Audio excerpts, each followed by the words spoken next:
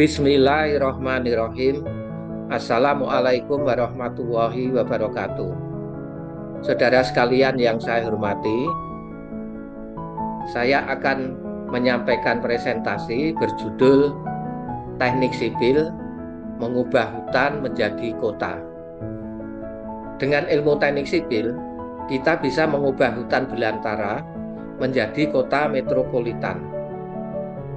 Alhamdulillah, sudah 50 tahun atau setengah abad, saya berkecimpung di bidang teknik sipil.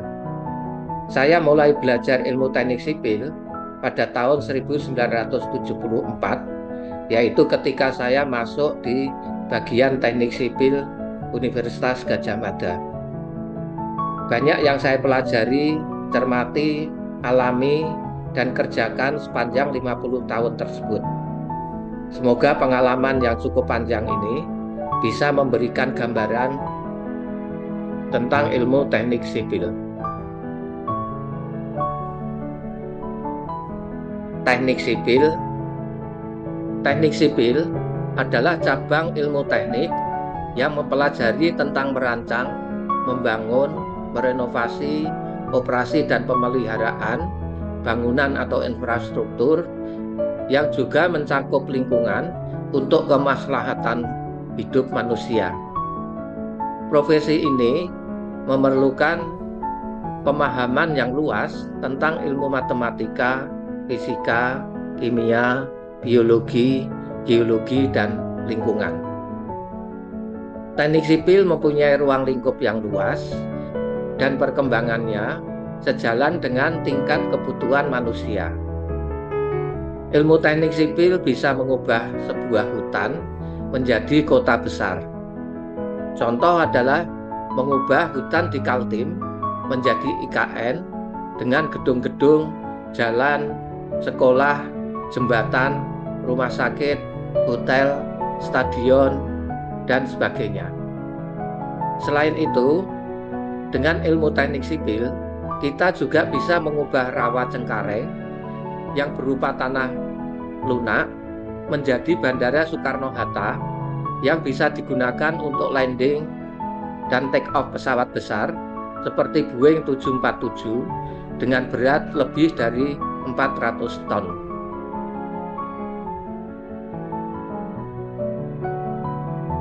Saudara sekalian yang saya hormati, gambar berikut menunjukkan hutan lebat yang diubah menjadi IKN, di mana bangunan berbagai infrastruktur seperti Istana Presiden, gedung-gedung kementerian, jalan, jembatan, apartemen, perumahan, hotel, taman kota, sistem drainase, bandara, jaringan air bersih, air limbah, taman kota, dan sebagainya.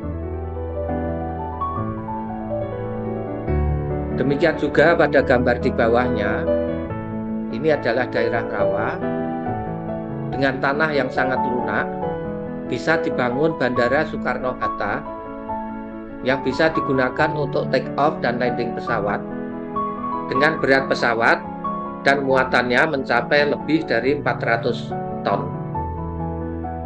Ini adalah foto Terminal 3 yang sangat megah. Dengan ilmu teknik sipil, kita juga bisa membangun infrastruktur lainnya seperti jalan tol, jalan raya, jalan kereta api, jembatan, pelabuhan, PLTA atau pembangkit listrik tenaga air, juga pembangkit listrik tenaga uap batubara, bendungan, irigasi sawah, tambak, dan sebagainya. Saudara sekalian yang saya hormati, sebelum menjelaskan lebih lanjut tentang ilmu teknik sipil, saya akan menyampaikan sejarah perguruan tinggi teknik sipil di Indonesia. Pada tanggal 3 Juli 1920 di Bandung berdiri perguruan tinggi teknik pertama sekaligus lembaga pendidikan tinggi pertama di Hindia Belanda, yaitu Technische Hogeschool te Bandung atau TH te Bandung atau TH Bandung, THB, atau biasa juga disebut THS. program studi yang ada yaitu bangunan jalan dan bangunan air. THS ini merupakan cikal bakal Institut Teknologi Bandung. Dosen-dosen didatangkan dari Belanda yang pada waktu itu dengan menggunakan kapal. Pada tanggal 1 Juli 1924, pada Dies Natalis keempat, pertama kalinya THS meluluskan insinyur sipil. Soekarno masuk THS Bandung tahun 1921 dan lulus pada tahun 1926. Pada tahun ajaran 1940-1941 dibuka prodi Teknik Kimia. Kemudian pada tahun ajaran 1941-42 dibuka pula program studi Teknik Mesin Listrik. Pada masa pendudukan Jepang, Technische Hogeschool menjadi Kogyo Daigaku. Pada saat Indonesia merdeka, menjadi Sekolah Tinggi Teknik Bandung atau STT Bandung.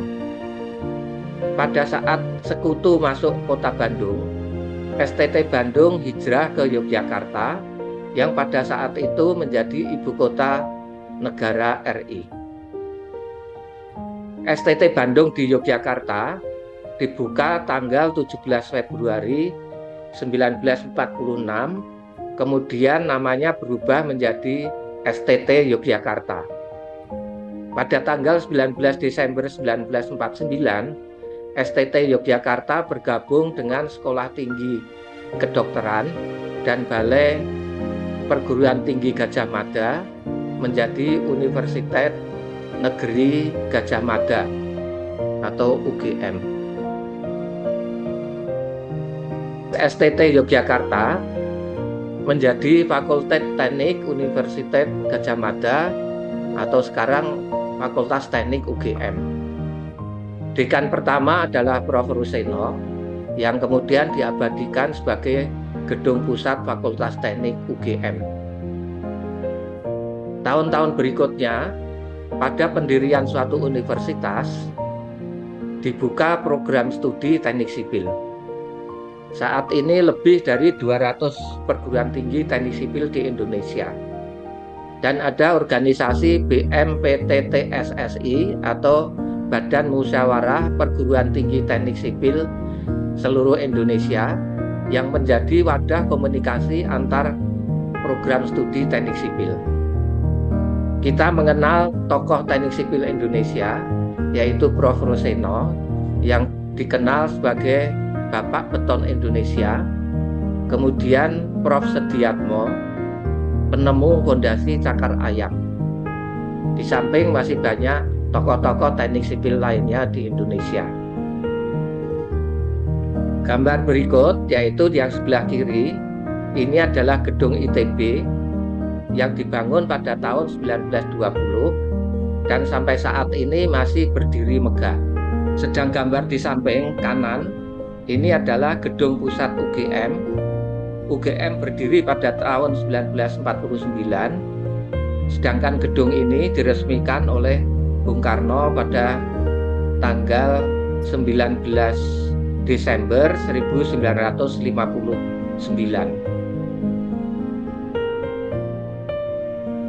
Berikutnya saya akan menjelaskan kelompok bidang keahlian.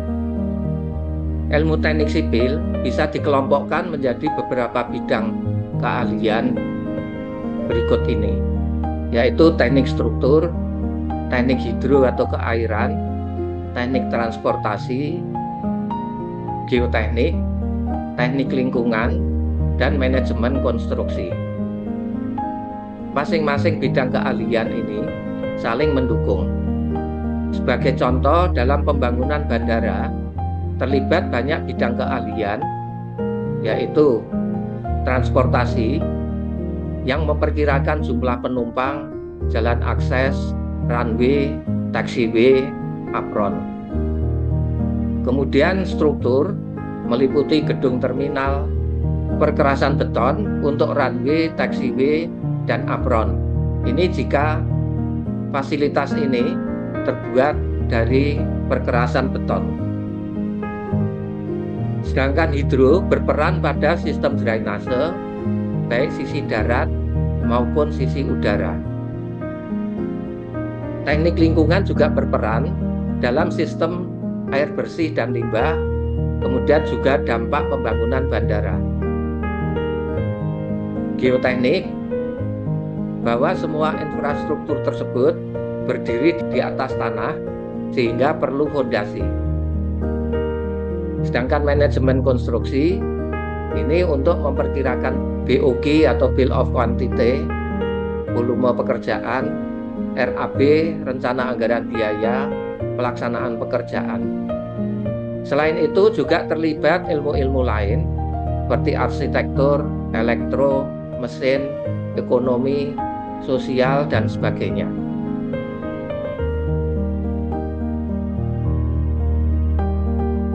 Berikutnya saya akan membahas satu persatu dari kelompok bidang keahlian. Pertama kali adalah teknik struktur.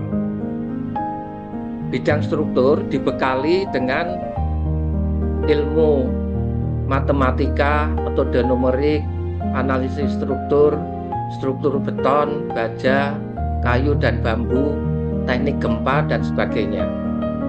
Untuk matematika dan metode numerik, ini juga diperlukan untuk kelompok bidang keahlian yang lain. Karya dari ahli teknik struktur meliputi bangunan gedung, kawasan pemukiman, tower atau menara, juga jembatan, dermaga, bandara, bendungan, terowongan. Juga mempelajari tentang teknologi bahan konstruksi, baik itu beton, baja, bambu, kayu. Gambar-gambar berikut adalah infrastruktur yang terkait dengan bidang struktur. Di samping adalah jembatan kabel ST yang bentangnya sangat panjang. Kemudian gambar di bawahnya adalah jeti dari pelabuhan batubara di PLTU Adipala. Kemudian gambar di sampingnya ini adalah gedung-gedung pencakar langit di Jakarta. Sedangkan ini adalah jalan layang yang juga karya ahli struktur. Kemudian gambar di samping kiri ini adalah Monas. Ini juga karya ahli struktur.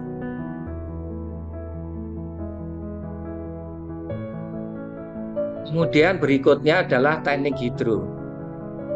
Teknik hidro ini mempelajari hidrologi, hidrolika, teknik pantai, teknik sungai, sedimen, manajemen sumber daya air, dan sebagainya. Hasil karya bidang hidro adalah bendungan, bendung, sistem irigasi, pembangkit listrik tenaga air, juga pelabuhan, perlindungan pantai. Selain itu juga sistem drainasi kota dan kawasan, teknik sungai, pengendalian banjir, bangunan sungai, juga sistem pengolahan limbah dan air bersih, dan sebagainya. Kemudian gambar-gambar di samping ini adalah pembangkit listrik tenaga air yang berupa kincir air. Perputaran kincir air ini nanti dihubungkan dengan generator untuk membangkitkan listrik. Kemudian gambar di bawahnya adalah peran teknik hidro dalam pertanian, yaitu penyediaan air irigasi, mulai dari pembangunan bendung, kemudian saluran-saluran irigasi untuk mengairi sawah. Sedangkan gambar di bawahnya adalah bendungan yang berfungsi untuk menampung air. Ini adalah waduk tampungan air. Tampungan air terjadi pada musim penghujan. Kemudian pada musim kemarau, ketika air berkurang, simpanan air pada waduk ini bisa digunakan untuk berbagai keperluan seperti irigasi sawah, air minum, PLTA, rekreasi, dan sebagainya. Kemudian gambar di sampingnya ini adalah Grojogan Watu Purba di Sleman, Yogyakarta, yang berfungsi untuk mengendalikan lahar dingin dari Gunung Merapi, yaitu dengan mengurangi kemiringan dasar sungai sehingga kecepatan aliran lahar dingin itu bisa dikurangi atau dikendalikan. Sedangkan gambar ini adalah pelabuhan ikan Cilacap. Ini adalah pemecah gelombang yang berfungsi untuk melindungi alur pelayaran dan perairan pelabuhan dari gangguan gelombang.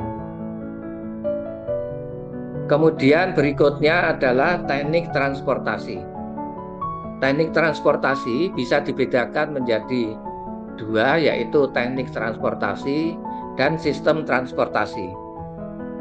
Ilmu yang mendasari adalah teknik jalan raya, jalan rel, teknik lalu lintas, perencanaan perkerasan, geometri jalan, bandar udara, pelaksanaan perkerasan, perencanaan transportasi, dan sebagainya. Transportasi meliputi transportasi darat yang terdiri dari jalan raya dan jalan rel, kemudian transportasi udara, ini bandar udara, kemudian transportasi air adalah pelabuhan, dan juga sungai atau saluran yang digunakan untuk pelayaran. Berikut disampaikan beberapa foto. Gambar atas ini adalah Bandara Kuala Namu di Medan. Nah, ini adalah apron, tempat parkir untuk pesawat. Kemudian gambar di bawahnya ini adalah transportasi kota dengan menggunakan tramway. Di Indonesia saat ini jarang penggunaan tramway ini. Sementara di luar negeri, misalkan di Eropa, untuk transportasi kota itu banyak menggunakan tramway. Kemudian gambar di bawahnya ini adalah jembatan kereta api di Jawa Barat dari Jogja menuju Bandung. Ini adalah rel kereta api, kemudian ini jembatannya, kemudian ini adalah tiang-tiang jembatan yang sangat tinggi. Jembatan ini dibangun pada masa kolonial Belanda. Kemudian gambar di sampingnya ini adalah simpang jalan dengan trafik lalu lintas yang sering macet pada jam-jam sibuk di Jogja. Kemudian gambar di sampingnya adalah jalan lingkar di Cirebon menuju Gunung Cermai. Saudara sekalian yang saya hormati, berikutnya saya jelaskan tentang geoteknik. Semua bangunan atau infrastruktur berdiri di atas tanah.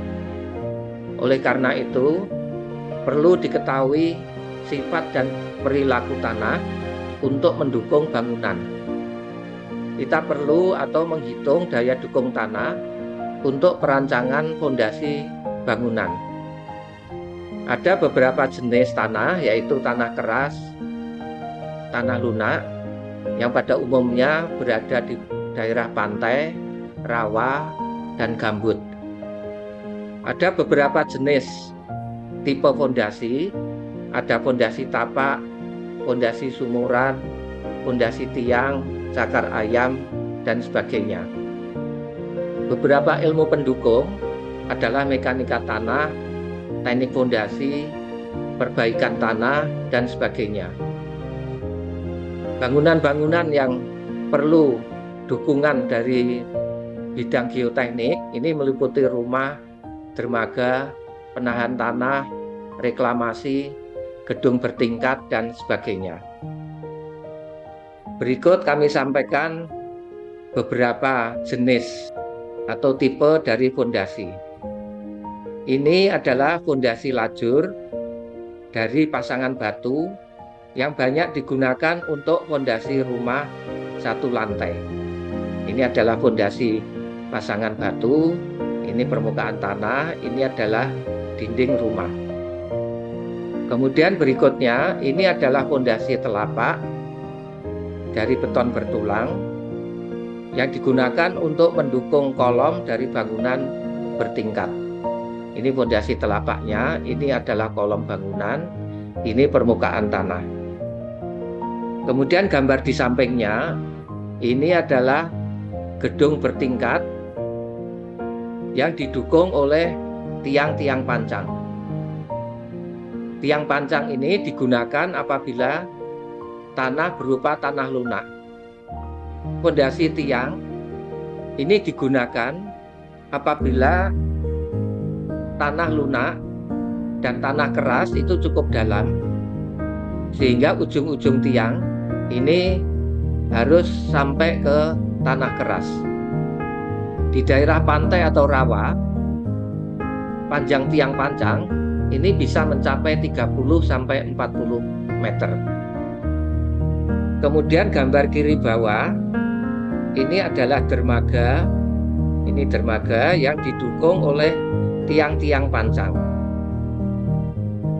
Ini adalah dermaga betonnya.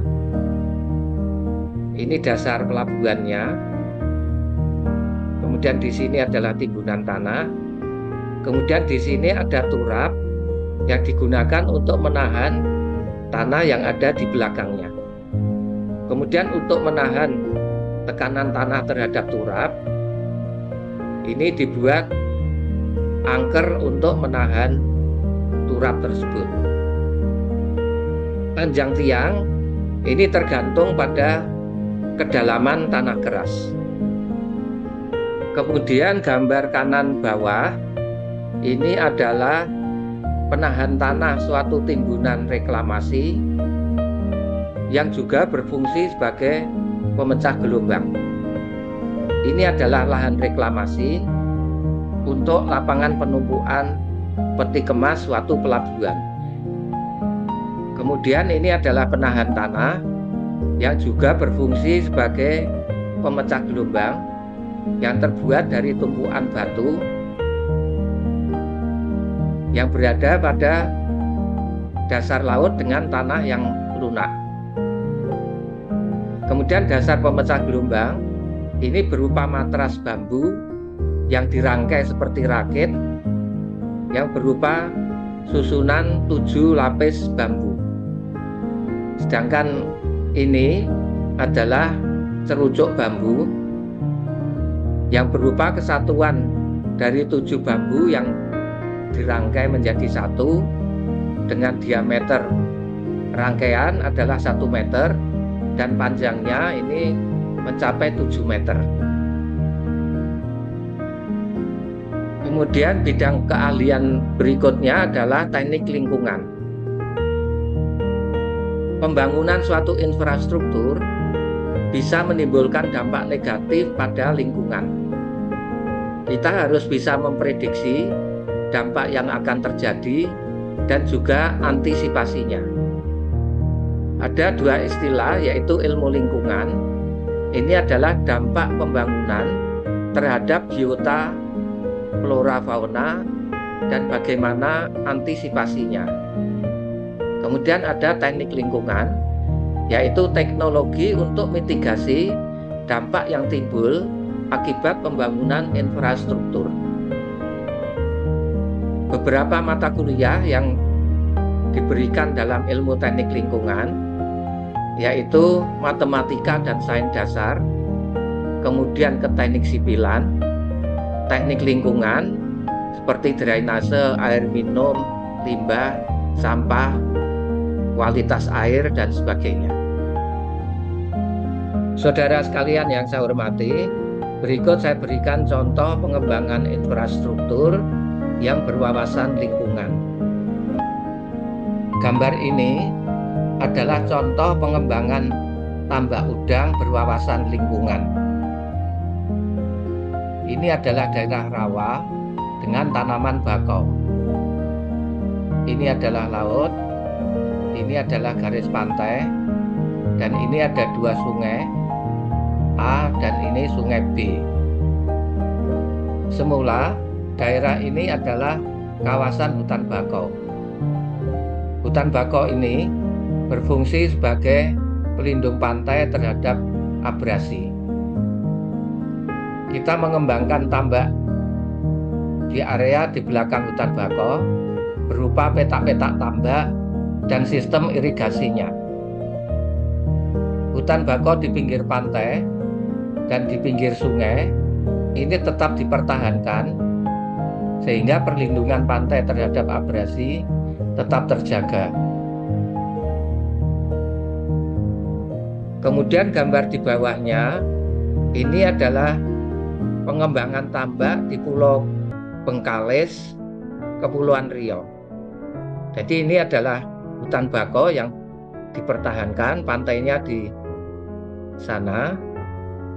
Kemudian menggunakan talang untuk mengalirkan air asin, air dengan salinitas tertentu yang kemudian disuplai ke petak-petak tambak. Pengaliran air ke talang ini menggunakan pompa yang berada di ujung dari saluran talang. Kemudian gambar di bawahnya ini adalah dampak negatif yang timbul akibat pembangunan suatu pelabuhan terhadap pantai di sekitarnya. Seorang ahli teknik sipil harus bisa memahami dampak yang terjadi tersebut dan kemudian bagaimana cara mengantisipasinya. Ini adalah garis pantai asli sebelum dibangun pelabuhan dalam bentuk garis hitam. Pada awalnya pantai ini stabil, tidak terjadi erosi maupun sedimentasi. Gelombang dominan berasal dari barat laut yang merambat ke pantai, kemudian pecah dengan membentuk sudut terhadap garis pantai. Gelombang tersebut bisa menimbulkan arus yang bergerak sepanjang pantai dan bisa mengangkut sedimen yang mengalir dari barat ke timur atau dari kiri ke kanan dan disebut sebagai angkutan sedimen sepanjang pantai atau longsor transport. Kemudian di sini dibangun pelabuhan. Ini adalah pemecah gelombangnya. Dengan adanya pemecah gelombang ini, angkutan sedimen sepanjang pantai akan terhalang sehingga di sebelah barat pemecah gelombang akan terjadi sedimentasi. Sementara di sebelah timur terjadi erosi atau abrasi. Ini adalah garis pantai di sebelah barat setelah dibangun pelabuhan, sedangkan yang merah ini adalah garis pantai di timur pelabuhan di mana terjadi erosi. Fasilitas di daerah pantai di sini yang bisa berupa rumah, jalan, fasilitas umum lainnya akan terancam dan rusak. Untuk itu pantai harus dilindungi. Kita lihat pada gambar di samping. Pantai yang berpotensi terjadi erosi ini harus dilindungi dengan revetment yang berfungsi untuk memperkuat pantai dan juga bisa dilengkapi dengan groin, yaitu bangunan dari tumpukan batu yang tegak lurus pantai. Groin ini berfungsi untuk menahan angkutan sedimen bergerak ke kanan, sehingga sedimen itu tidak hilang ke timur. Kemudian berikutnya adalah manajemen konstruksi. Manajemen konstruksi ini merupakan proses perencanaan, pengorganisasian, pengawasan, dan pengendalian pembangunan suatu proyek konstruksi. Tujuannya adalah penyelesaian proyek dengan efisiensi waktu, biaya, dan sumber daya yang optimal, serta kualitas dan keselamatan kerja. Ilmu pendukungnya adalah manajemen proyek, evaluasi kelayakan proyek, sistem pengadaan barang dan jasa, BOQ dan RAB, penjadwalan proyek dan pengendalian proyek, jadwal dan mutu pekerjaan. Berikut kami berikan foto-foto yang terkait dengan manajemen konstruksi. Sekarang ini banyak insinyur sipil wanita dan mereka setara dengan insinyur pria. Berbeda dengan pada saat saya kuliah dulu, dari 100 lebih mahasiswa, yang wanita hanya 5 orang. Insinyur wanita ini juga banyak bekerja di lapangan. Kemudian gambar di bawahnya adalah jembatan panjang tipe kabel stay, di mana komponen utamanya adalah pilon atau menara, kemudian gelagar, dan kabel baja berkekuatan tinggi sebagai penggantung yang menghubungkan antara pilon atau menara dengan gelagar. Gambar berikutnya adalah pengerukan sedimen dari box culvert di Bandara Palu dengan menggunakan alat berat atau loader. Gambar tengah adalah para pekerja yang melaksanakan pekerjaan gedung bertingkat. Sedangkan gambar di sebelah kirinya adalah proses pemadatan tanah pada pembangunan Bandara Mandailing Natal di Sumatera Utara. Saudara sekalian yang saya hormati, berikutnya adalah software bidang teknik sipil. Saya sampaikan beberapa software yang banyak digunakan di bidang teknik sipil. Untuk ini, saya mengucapkan banyak terima kasih pada teman sejawat yang telah memberikan masukan tentang software-software yang banyak digunakan di teknik sipil. Terima kasih pada teman sejawat, yaitu Prof. Radianto Triatmojo, Prof. Rifai, Prof. Muhammad Yudi Irawan, Dr. Angga, Dr. Intan, dan Dr. Torik, yang telah memberikan masukan software yang banyak digunakan di berbagai kelompok bidang keahlian teknik sipil. Banyak software bidang teknik sipil yang sudah dikembangkan. Software tersebut sangat membantu pemodelan dan desain dengan hasil yang lebih akurat. Kebanyakan software dibuat oleh para ahli dari Amerika dan Eropa. Dan saat ini juga banyak software yang open source, di mana kita bisa menggunakannya secara bebas, terutama bagi mahasiswa. Beberapa software tersebut untuk bidang struktur adalah SAP 2000. Software ini sangat bagus untuk analisis dan desain struktur seperti gedung bertingkat, jembatan, terowongan, tower, dermaga, platform dari pengoboran minyak di laut, dan sebagainya. Banyak mahasiswa yang sudah ahli menggunakan software ini.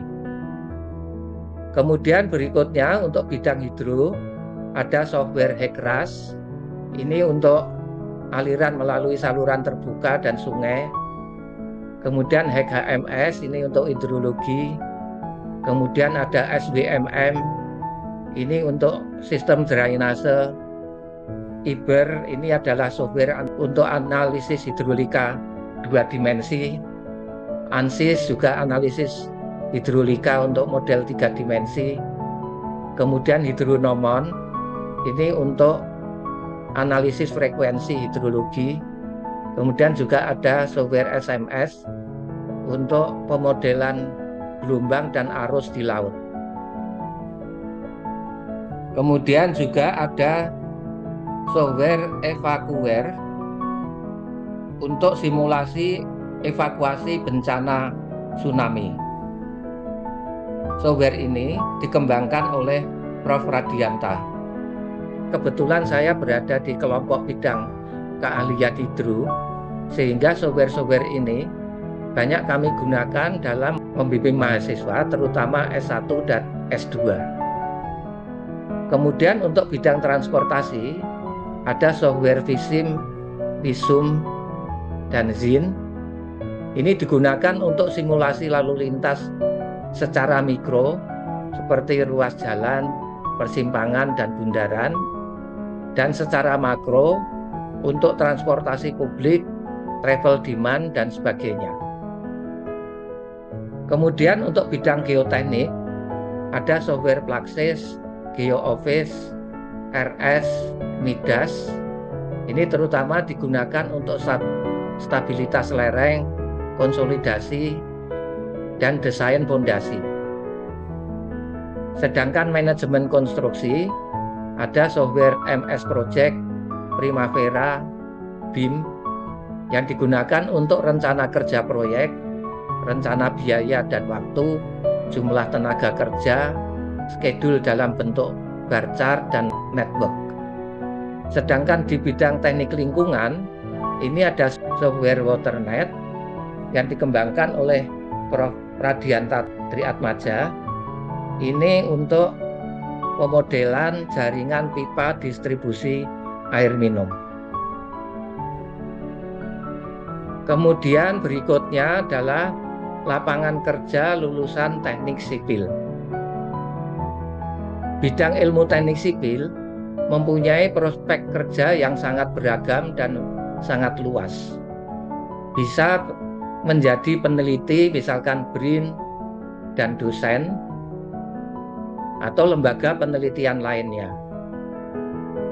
Bisa juga sebagai konsultan perencana, pengawas, kontraktor, dan pengelola berbagai infrastruktur. Kemudian bisa juga sebagai staf atau pegawai di kementerian, PUPR, perhubungan ini bisa perhubungan laut, darat, udara, kelautan dan perikanan, pertahanan, pertanian, baik untuk pusat maupun daerah. Kemudian bisa juga bekerja di BUMN seperti Pertamina, PLN, Pelindo, Angkasa Pura, kontraktor seperti PT Pembangunan Perumahan, PP, Wijaya Karya, Waskita Karya, Utama Karya, dan sebagainya. Juga banyak kontraktor-kontraktor swasta. Kemudian bisa juga sebagai staf di perusahaan pertambangan dan migas, energi, petrokimia, baik pemerintah dan swasta. Bisa berupa tambang minyak, gas, batu bara, emas, nikel, dan sebagainya.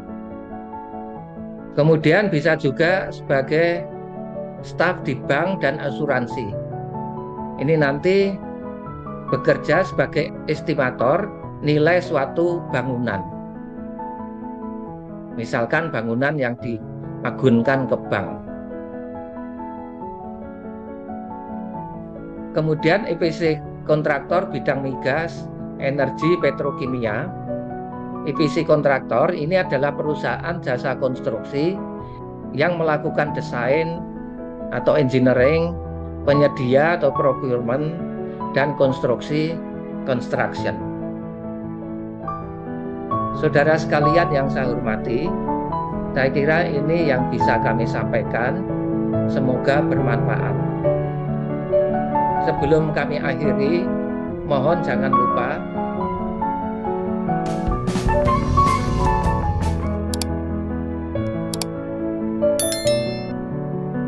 terima kasih. Wassalamualaikum warahmatullahi wabarakatuh.